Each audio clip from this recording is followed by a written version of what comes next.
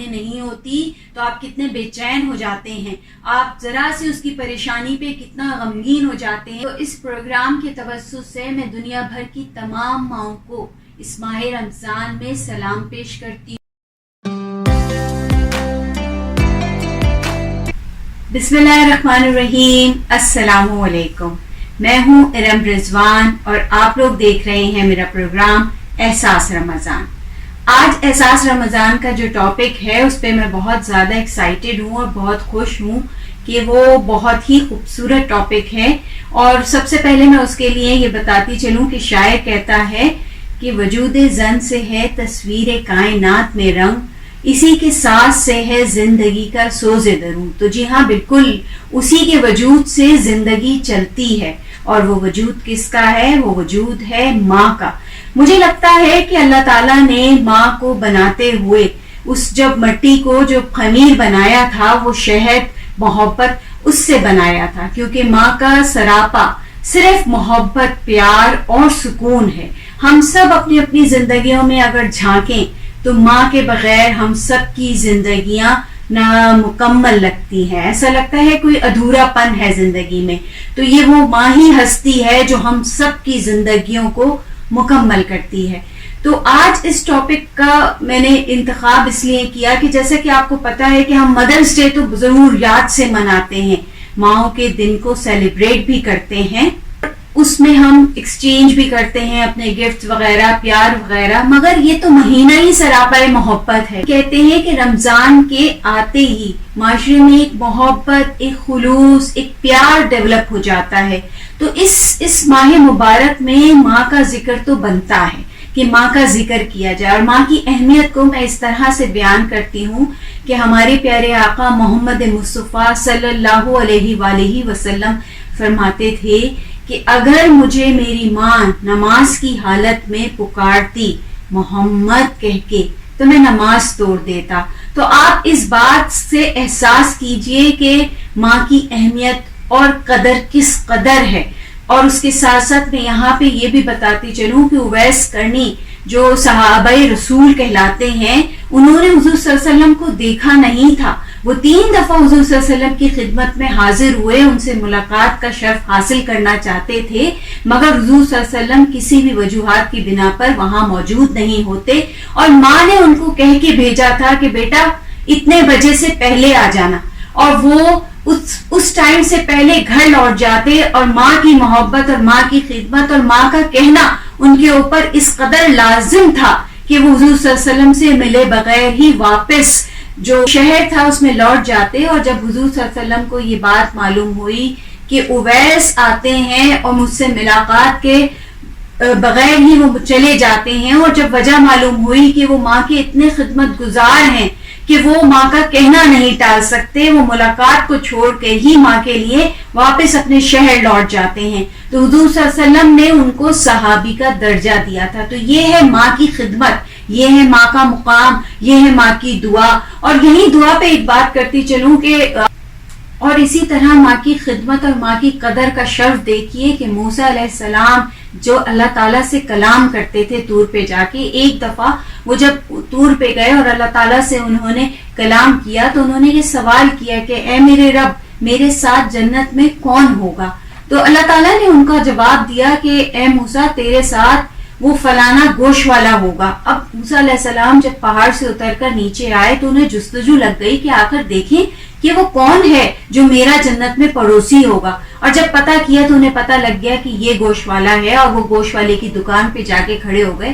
گوشت والا اپنا کام کر رہا تھا، اسے خبر بھی نہیں تھی کہ یہ موسیٰ مجھے دیکھ رہے ہیں، اور وہ جب دکان بند ہونے کا ٹائم ہوتا ہے تو وہ جو دکان میں سے ایک گوشت کا ٹکڑا لیتے ہیں اور ساتھ میں تھیلے میں ڈال کر چل دیتے ہیں گھر پہ۔ موسیٰ ان کے پیچھے پیچھے چلتے ہیں، انہوں دیکھتے ہیں کہ آیا اس کی کون سی ایسی نیکی ہے، اس کا کون سا ایسا عمل ہے جو اللہ کہتا ہے کہ جنت میں یہ میرا پڑوسی ہوگا۔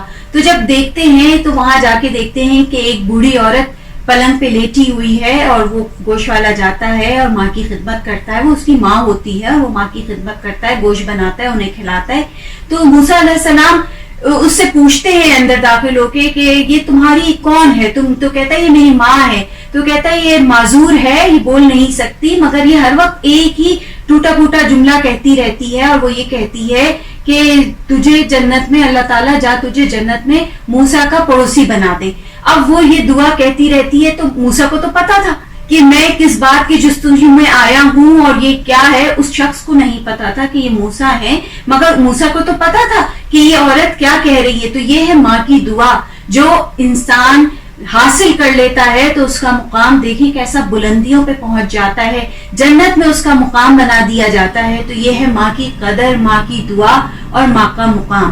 اس کے ساتھ ہی میں یہ کہتی ہوں کہ ہم جس قدر پریشانیوں میں مبتلا ہوتے ہیں، ہم جس قدر آزمائشوں سے گھرے ہوتے ہیں بعض اوقات، تو ہم سارے زمانے کی تدبیر کر لیتے ہیں مگر ماں کی خدمت نہیں کر. میں آج کل کے زمانے کی بات کر رہی ہوں، تو ماں کی خدمت نہیں کر پاتے، اور ماں کا جو مقام ہے، جو عزت ہے، جو محبت ہے، وہ اسے دے نہیں پاتے.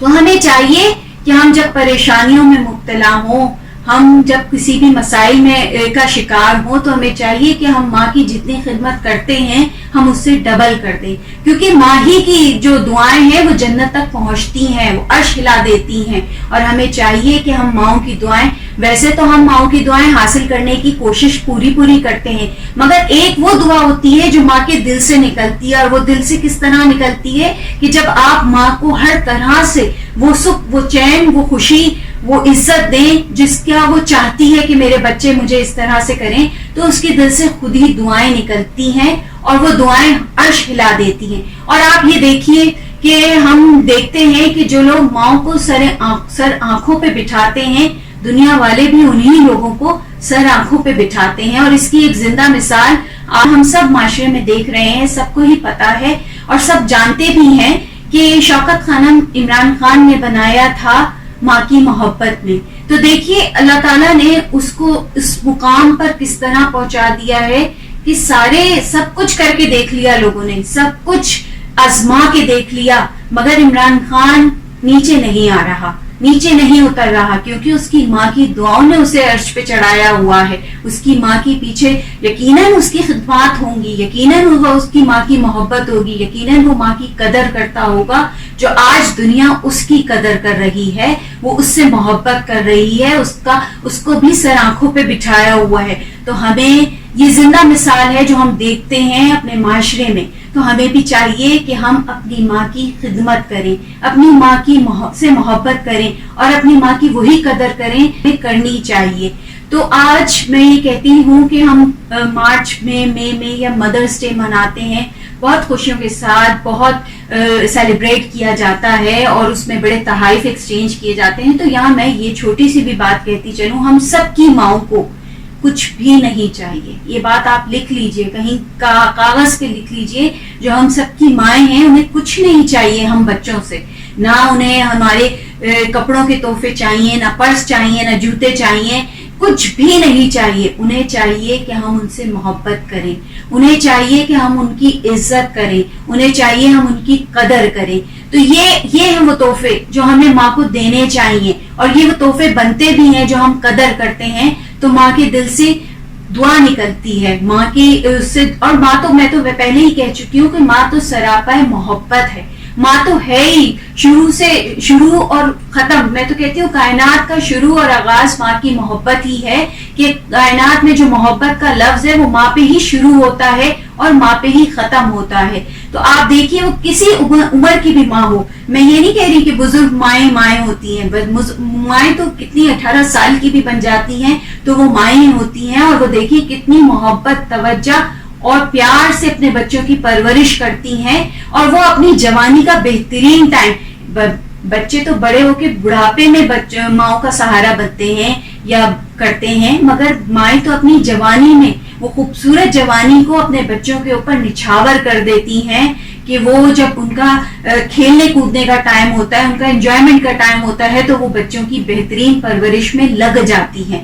تو یہ وہ خدمت ہے، یہ وہ نعمت ہے جو ہمیں میسر ہے کہ ہماری مائیں ہماری بچپن میں کرتی ہیں. تو ہمیں بھی چاہیے کہ جب وہ تھوڑی سی بڑی ہو گئی ہیں، تھوڑی سی عمر رسیدہ ہو گئی ہیں، تو ہم ان کی ویسے ہی خدمت کریں، ویسے ہی ان سے محبت کریں.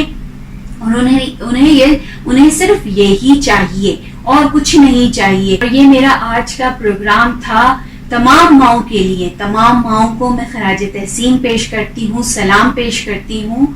जो हमारी खूबसूरत माएँ हैं, हमारी तमाम प्यारी माएँ हैं, मैं उनको सलाम पेश करती हूँ, उन्हें खराज तहसीन कहती हूँ कि उनके दम से ही कायनात में रौनक है। आप देखिए अपने आपके अतराफ, आपके घर की जो रौनक है वो आपकी माँ है। वो आपके घर को रंगीन बना देती है, वो आपके घर को पुरसुकून बना देती है। और आप देखिए या आप अपने अंदर से देखिए कि जब आपकी माँ आपके सामने नहीं होती तो आप कितने बेचैन हो जाते हैं, आप जरा से उसकी परेशानी पे कितना गमगीन हो जाते हैं, बीमारी पे परेशान हो जाते हैं। तो ये वो मोहब्बत है, ये वो कदर है, ये वो अहमियत है। तो इस प्रोग्राम के तवज्जुह से मैं दुनिया भर की तमाम माओं को इस माह रमजान में सलाम पेश करती हूँ। मैं उनको खराज तहसीन पेश करती हूँ कि उन्हीं के दम से हर दिन हमारा रौनक है, और बिलखुसूस हमारा रमजान, हमारा दस्तरखान उन्हीं के दम से आबाद होता है, उन्हीं के दम से पुररौनक होता है।